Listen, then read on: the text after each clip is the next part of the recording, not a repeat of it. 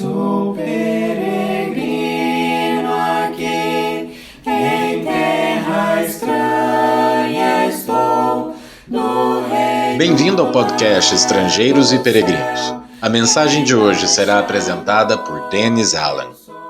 A santificação espiritual no ensinamento dos apóstolos. Continuamos hoje em nossa série de mensagens sobre a santidade, a sexta-feira da santidade, refletindo sobre como os apóstolos nos ensinaram a manter a santificação espiritual.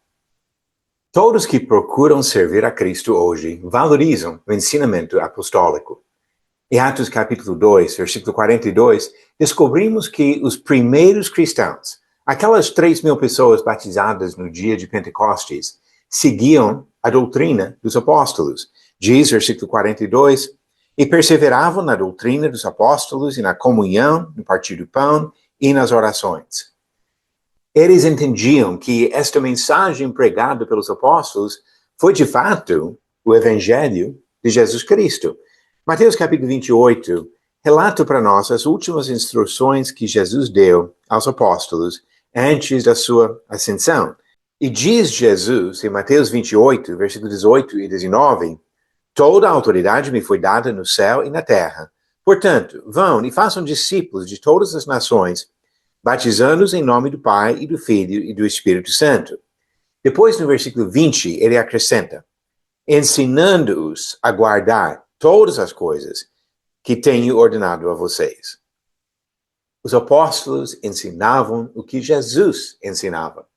E assim, quando chegamos no livro de Hebreus, escrito talvez uns 35 anos depois da morte de Jesus, frisa também que esse papel foi cumprido fielmente pelos apóstolos. Eles fizeram exatamente o que Jesus mandou.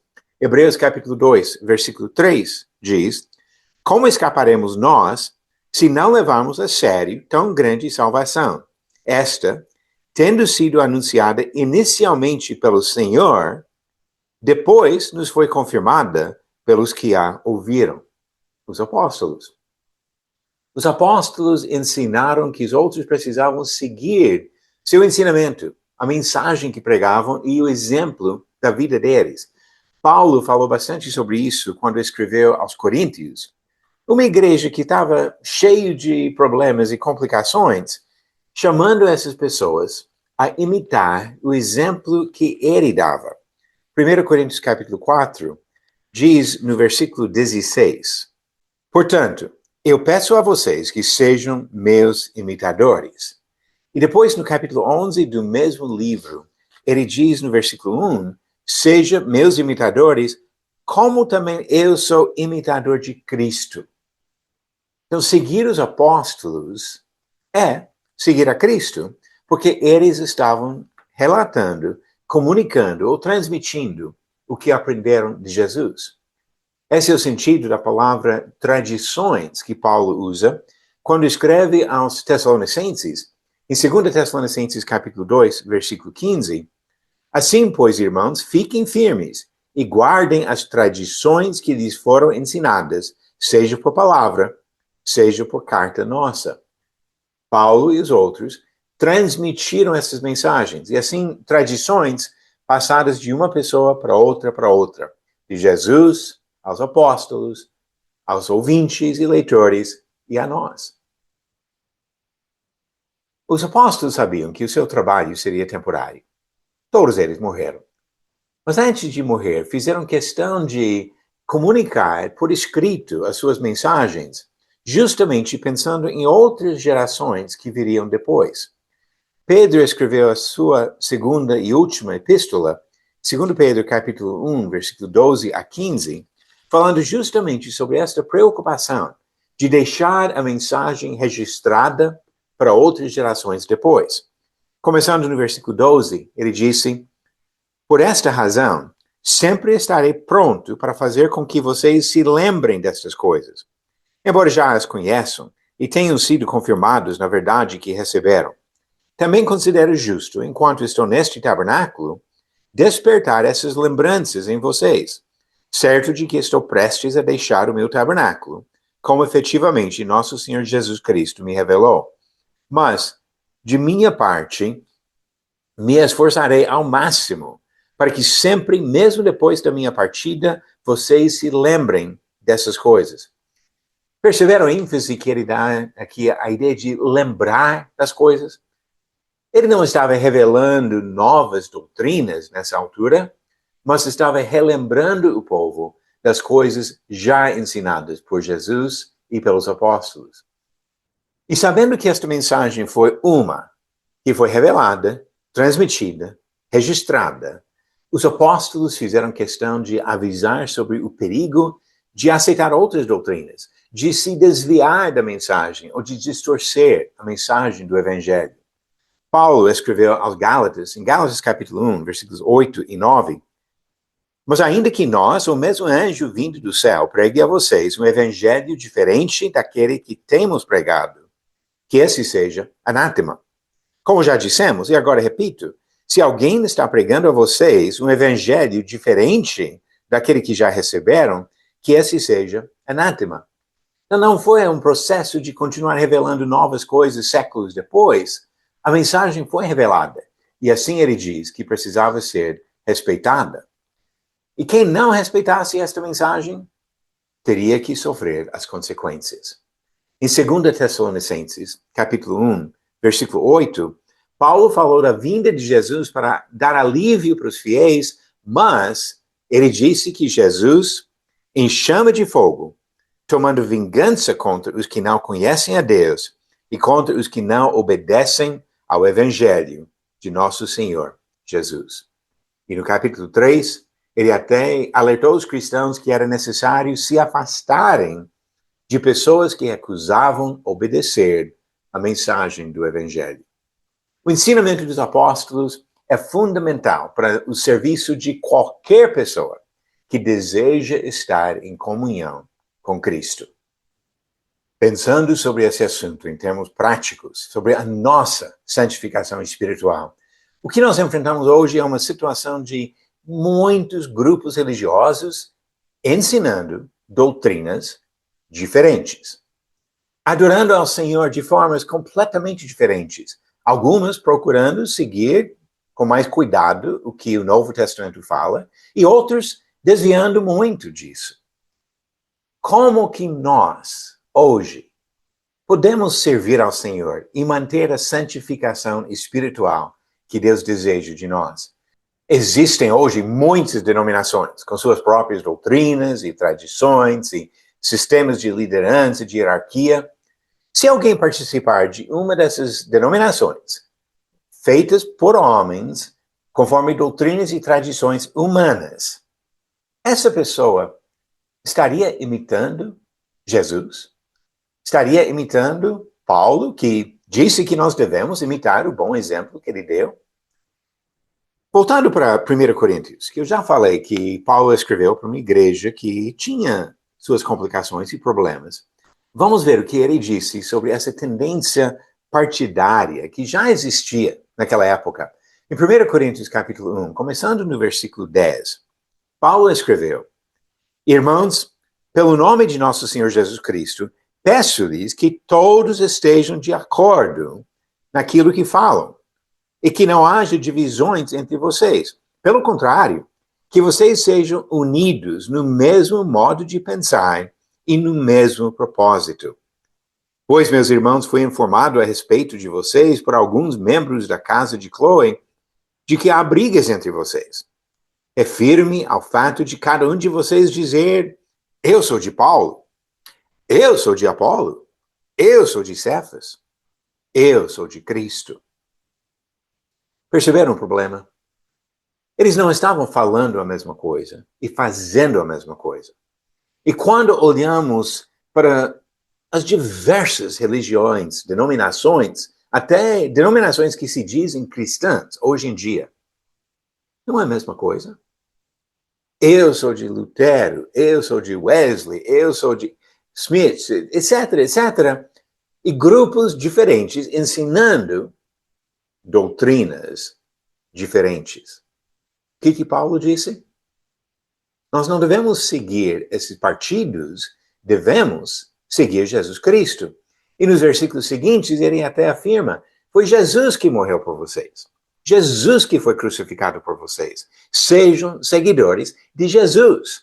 Não de Paulo, não de Apolo, não de Cefas, não de mais ninguém. Sejam seguidores de Cristo. E para fazer isso, nós temos que ser dedicados no trabalho de examinar qualquer doutrina, qualquer prática e questionar se aquela doutrina ou prática de fato vem de Deus. Jesus fez essa pergunta quando discutiu com os líderes religiosos da sua época que estavam tentando exercer autoridade sobre o próprio Jesus, Deus, que estava aqui na terra. Mateus capítulo 21, versículo 25, ele procurou resolver uma dessas questões, pedindo para eles responderem uma simples pergunta. E uma pergunta que continua sendo útil para nós. Ele perguntou para eles, de onde era o batismo de João?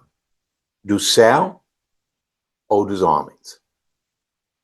Eles não responderam a pergunta porque estavam com preocupações políticas. Mas a pergunta de Jesus é importante.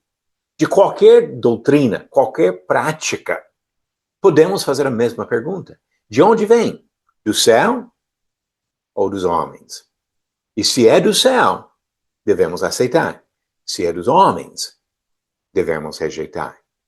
Até Paulo disse praticamente a mesma coisa em 1 Tessalonicenses capítulo 5, quando ele falou da necessidade de discernimento. Tem pessoas que acham que a instrução de Jesus de não julgar significa não fazer distinções, mas não é a verdade. 1 Tessalonicenses capítulo 5, Paulo disse, em versículos 21 e 22, uma responsabilidade de todos os cristãos, até para nós hoje. Ele disse no versículo 21, examinem todas as coisas, retenham o que é bom, abstenham-se de toda forma de mal. Nós precisamos fazer essas distinções. Aqui essa versão fala examinem, outras falam julguem. Temos que julgar, examinar, discernir entre coisas que vêm do Senhor e coisas que vêm dos homens. E se aceitar as coisas que vêm dos homens, ultrapassando o que foi revelado pelo Senhor, qual consequência isso traria para nós? Quero voltar para 1 Coríntios, onde Paulo falou daquele problema de pessoas criar partidos. E depois ele revela que o problema não foi, na verdade, Paulo e Apolo, mas ele usou como exemplos para ensinar o princípio. Disse, em 1 Coríntios 4, versículo 6, meus irmãos, apliquei estas coisas figuradamente a mim mesmo e a Apolo por causa de vocês, para que por nosso exemplo vocês aprendam isto. Não ultrapassem o que está escrito, para que ninguém se encha de orgulho a favor de um, em prejuízo de outro. E se ultrapassar, se for além da revelação que foi dada pelos apóstolos, a doutrina de Cristo, qual seria a consequência? A segunda epístola de João, versículo 9, diz, todo aquele que vai além da doutrina de Cristo e nela não permanece, não tem Deus. O que permanece na doutrina, esse tem tanto o Pai como o Filho. O que permanece na doutrina. Não ultrapassando, não acrescentando, não desviando-se da mensagem, mas permanecendo na doutrina de Cristo, que Jesus falou e os apóstolos confirmaram e registraram para nós. Refletindo agora sobre os desafios práticos, vamos voltar para as palavras de Paulo e o que ele falou em 2 Coríntios capítulo 7, versículo 1. Portanto, meus amados, tendo tais promessas, purifiquemo-nos de toda impureza, tanto da carne como do espírito, aperfeiçoando a nossa santidade no temor de Deus. Temos coragem de nos purificar de toda impureza? Quando falamos sobre impureza da carne, naturalmente nós pensamos sobre os problemas de imoralidade, de coisas indecentes. Mas ele fala aqui também de purificação das impurezas do espírito. Doutrinas humanas, tradições criadas que não têm nada a ver com o ensinamento do Novo Testamento. Não são impurezas do espírito? que precisamos tirar, nos purificar dessas coisas, nós devemos lembrar do desafio que Jesus deu em Mateus capítulo 22, quando ele respondeu a pergunta sobre o grande mandamento da lei. E ele disse que amar a Deus de todo o coração, de toda a alma, de todo o entendimento, é o principal mandamento, a base de tudo que Deus ordenou. Amamos a Deus de todo o coração, de toda a alma, de todo o entendimento. Nós, de fato, nos entregamos a Ele, porque se realmente amamos a Deus, precisamos lembrar do que Jesus disse. Vamos ouvir as palavras de Jesus. João 14, versículo 15, ele disse: se vocês me amam, guardarão os meus mandamentos.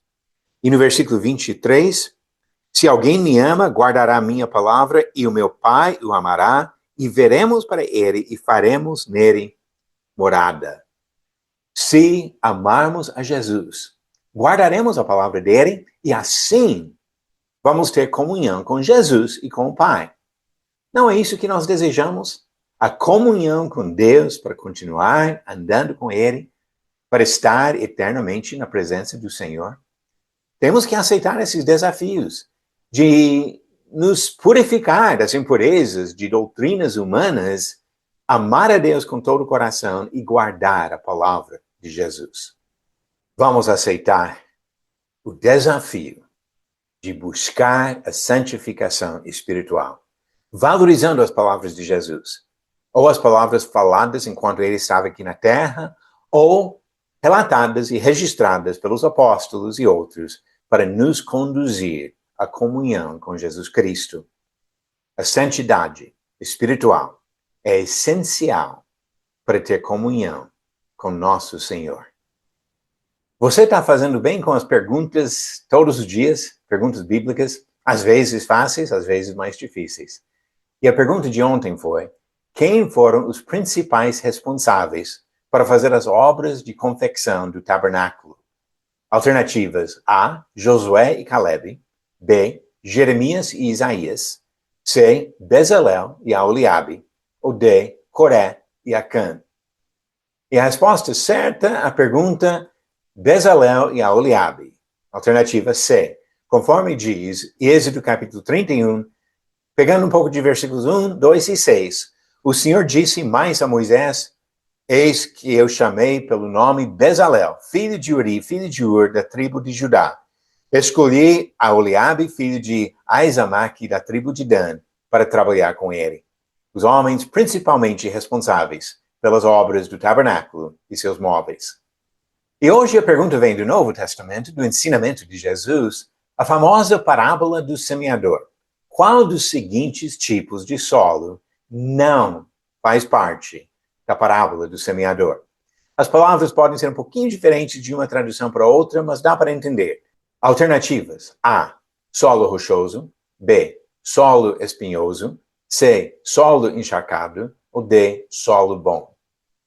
Uma dessas alternativas não faz parte da parábola do semeador. Deus sempre quis um povo santo na nossa vida, seja nas questões de moralidade da vida particular ou da fidelidade espiritual na nossa participação religiosa. Vamos ter certeza que estamos andando conforme a vontade do Senhor, demonstrando em nossas vidas a santidade que agrada ao santo Deus que nos criou e que nos oferece a salvação eterna. Obrigado por nos acompanhar nessa jornada pelas Escrituras. Volte amanhã para ouvir mais uma mensagem do podcast Estrangeiros e Peregrinos.